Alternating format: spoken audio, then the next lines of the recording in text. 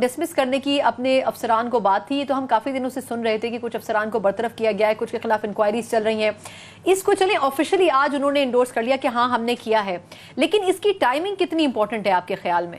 دیکھیں ٹائمنگ تو بالکل اس لیے اس لیے کہ امپورٹنٹ بھی ہے، لیکن شاید یہ 2 دن تاخیر ہوئی ہے. اس میں یہ فرائیڈے کو پریس کانفرنس ہونی تھی، پھر سیٹرڈے سنڈے گزرا اور آج منڈے کو ہو گئی ہے.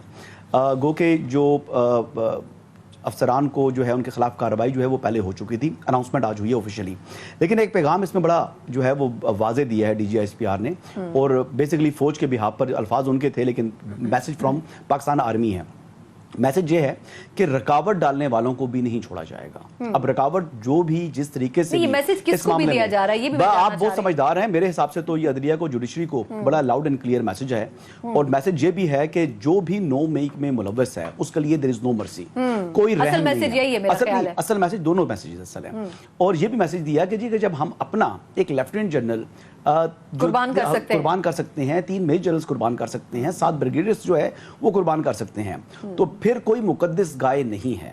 وہ جو انڈیویجول ہے، جو ماسٹر مائنڈ ہے، جو پلانر ہے، جو ایگزیکیوٹر ہے، اور جس نے برین واش کیا لوگوں کو یہ سب کرنے کے لیے، اس کے لیے بھی پیغام ہے. اس کے لیے پیغام یہ ہے کہ جو بھی ہوگا آپ کوئی مقدس گائے نہیں ہے، اور آپ کو you have to face the music.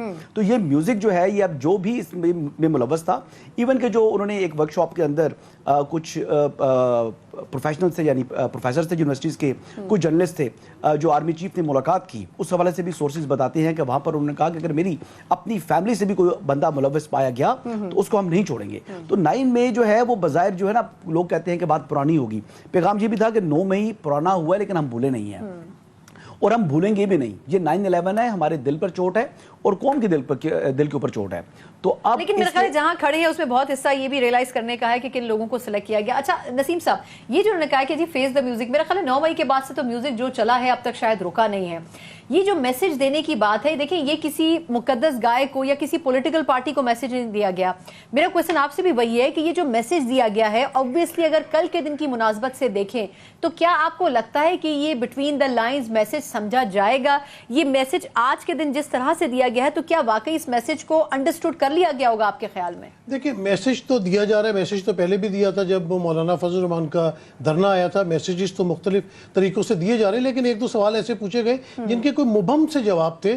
بالکل، یعنی کہ وہ کہتے ہیں کہ جیسے 9 مئی شر پسندوں کو کوئی، ان کے جو پرپیٹریٹرز بھی ہیں یا ماسٹر مائنڈ ہے، ان کو نہیں چھوڑا جائے گا. لیکن ہم نے دیکھا بہت سارے لوگ ایسے ہیں جنہوں نے پریس کانفرنس کی اور وہ اپنے گھر چلے گئے. جنہوں نے پریس کانفرنس نہیں کی وہ ایک دفعہ رہا ہوتے ہیں، انہیں جیل کے باہر سے پکڑ لیا جاتا ہے. تو ابھی تھوڑا سا کنفیوژن موجود ہے کہ اس کا پروسیس کس طرح چلے گا.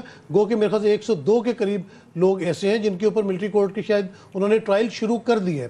تو میسج تو چاروں طرف دیا گیا، کیونکہ فوج نے اس چیز کو بہت اپنے دل پہ لیا، اور لینا بھی چاہیے ڈیفینیٹلی. اس ملک کے جو شہداء ہیں، جو ہمارے ماتھے کا جھومر ہوتے ہیں، جب ان کی یادگاروں کے اوپر اس طرح کی حرکت کی گئی، اور پھر ان کے جو لواحقین ہیں ان کا جو آؤ بقا تھی، جو ان کی آؤ زاری تھی کہ کیا ہمارے لوگوں نے اس لیے خون دیا، تو وہ جس طرح ابھی اپنا حسن نے بات کی، چیف صاحب نے یہ میسج کیا کہ میں اپنے شہداء کو اکیلا نہیں چھوڑوں گا، میں اس بات پہ کمپرومائز نہیں کروں گا. تو میسج ان کا تمام طرف گیا ہے.